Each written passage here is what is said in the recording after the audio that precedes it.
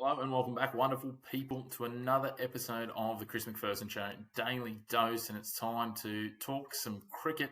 We're wrapping up the second test between the West Indies and Australia. This one was played out at St George in Grenada, and as you know, if you've tuned into yesterday's wrap, things were looking a little precarious for the West Indies, but the faintest sliver of hope was there as we headed into day four, and look, it looked positive for the home side really early on. Australia barely added to their lead before Shamar Joseph struck again with just one run added to the overnight total.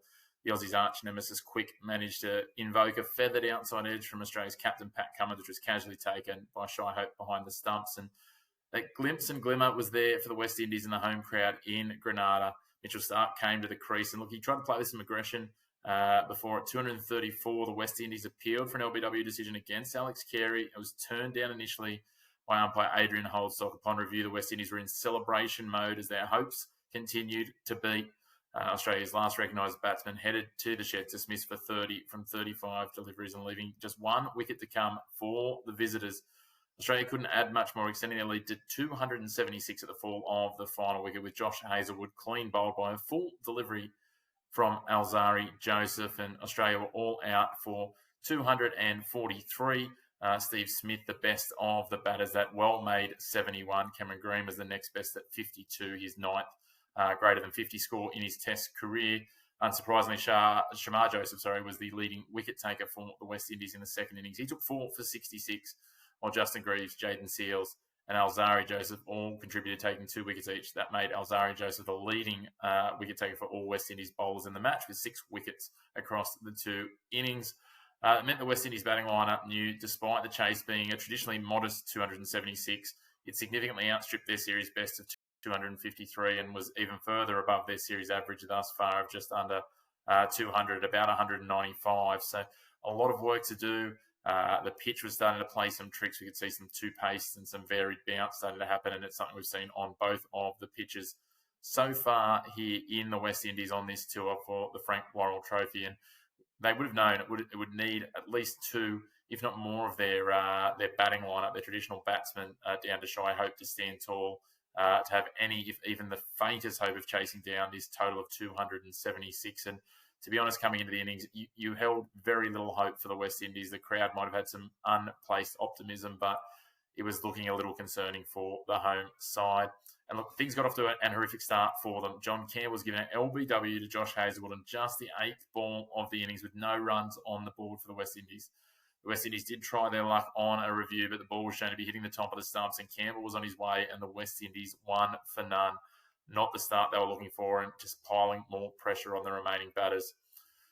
We then got in Casey Carty, Craig Braithwaite, edging around. It wasn't confident, but nonetheless, it got the West Indies off the mark and edged the team total into double digits, and they were looking for every grace and every positive they could find at that point. That things continued from bad to worse pretty quickly for the West Indies as Carty was dismissed in the 7th over for 10 runs, snared behind confidently by Alex Carey from the bowling of Mitchell Starc, and you just felt the pressure was mounting, the nerves were continuing, and the crowd was starting to really fall away from the game here in Grenada.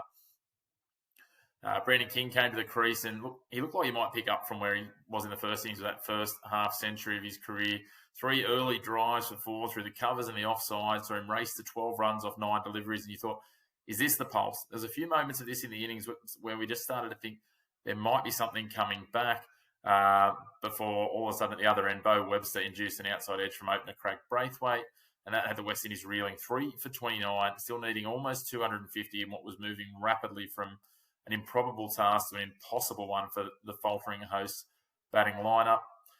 But insert Captain Roston Chase, and if anyone's going to lift at this point, surely it's the captain, you think, for the West Indies. And he came to the crease, and like King, he was batting with some flair. His early strokes brought cheers and hope from the home crowd, who optimistically dared to dream of a partnership, defining one between the emerging star King and his captain.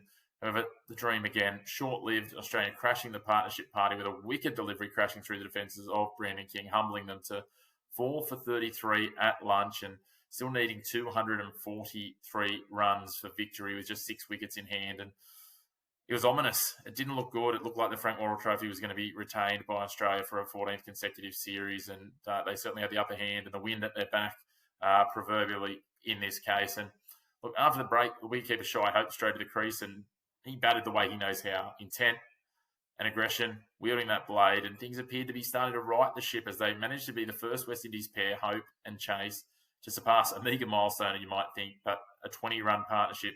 That included Hope surviving an LBW appeal and a review from the Australians in the 19th over. However, as it's been across the first two tests, the reprieve didn't last long as another partnership was bundled.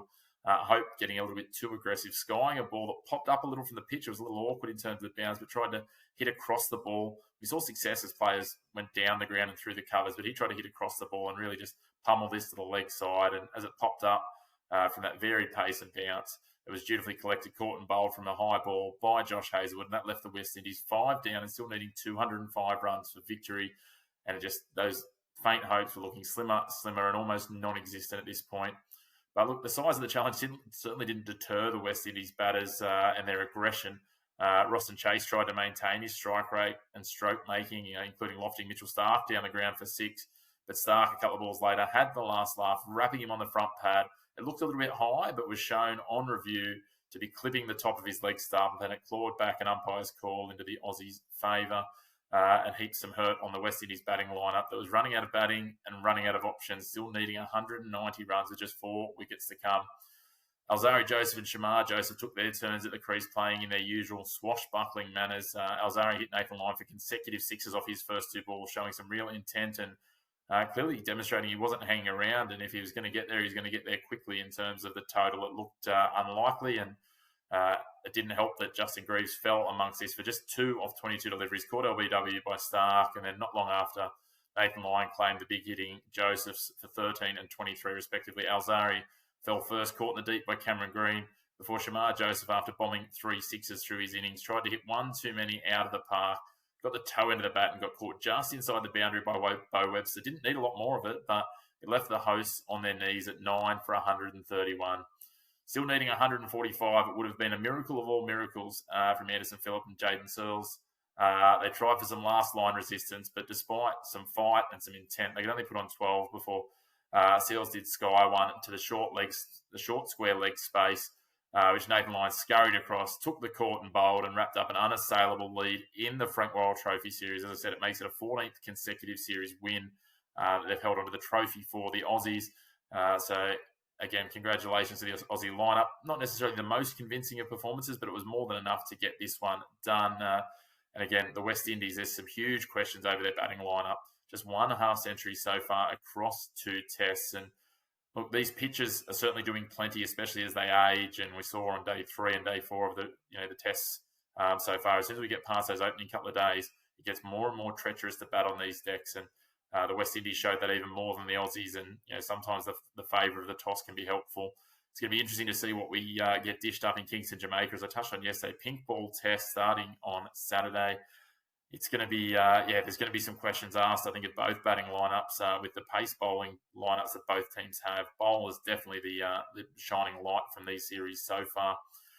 But look, the pitches, they've been troublesome. We've seen an average of just under 22, 21.8 roughly across the 80 wickets falling across the 2 tests so far, and neither test making it sort of past midway on day 4. Shows that the pitch is doing plenty to favour the bowlers. Not a lot in it for the batsmen, and you feel the pink ball is just going to exacerbate that. As I said, West Indies, some work to do across their batting lineup. Some glimpses. Brandon King, a positive in the first innings here, but just needs to back that up. He started well here in the second innings, but couldn't go on with it. Ross and Chase and Shy Hope have shown some positivity as well, but they need a bit more probably from their top 3, I'd say, more consistently. Brathwaite, Campbell and Casey Carty.